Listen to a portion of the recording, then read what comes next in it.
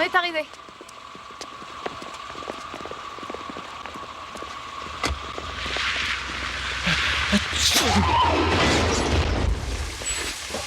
Ah, voilà une chose que vous devez apprendre tout de suite. À Métropolis, les chauffeurs de taxi ne savent pas conduire. Il faut se méfier d'eux. Bon, écoutez, cette conférence de presse est à propos de Superman et de l'astéroïde dont je vous ai parlé.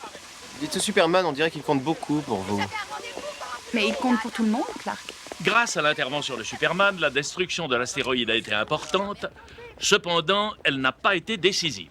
Mais Est-ce que ça veut dire que l'astéroïde continue à représenter un danger? Nous avons pu constater que malheureusement, il reste une partie de l'astéroïde qui peut encore entrer en collision avec la Mais Terre. quand? D'après nos calculs, dans environ 55 heures maintenant. C'est pour ça qu'on n'avait pas de nouvelles de Superman? Il n'a pas terminé sa mission? Mais oui, c'est vrai, nous n'avons pas de nouvelles de Superman. Cependant, nous espérons en avoir bientôt. Alors, il n'y a aucune raison de céder à la panique. En effet, même sans l'aide de Superman, nous estimons être en mesure de contrôler la situation grâce aux dispositifs qui sont à notre portée, n'est-ce pas, Général? Nous avons plusieurs navettes spatiales et notamment un engin interplanétaire que nos équipes sont en train de reprogrammer. Cette fusée va transporter une ogive nucléaire de 150 mégatonnes.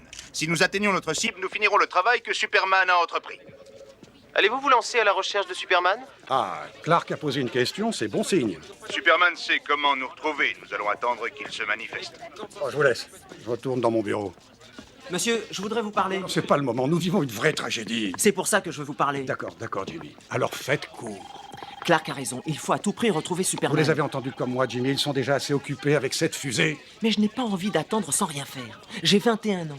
Vous avez fait une grande carrière, mais moi, je n'ai même pas encore écrit mon premier article. J'ai pas envie de laisser tomber. À quoi vous pensez? L'autre jour, je passais des coups de téléphone pour Lois. C'était juste après que Superman ait percuté l'astéroïde. Eh bien, il paraît qu'il y a pas mal de gens près de Hobbs Bay qui ont remarqué une étoile filante. Ils pensent qu'elle est tombée dans la zone interdite. Peut-être que c'est justement une partie de l'astéroïde. Ah oui? Et pourquoi elle serait arrivée avant tout le reste? Et si c'était Superman? Oh non, voyons, il n'y a pas une chance sur 1000, soyons sérieux. Ça ne vaut pas le coup d'y aller?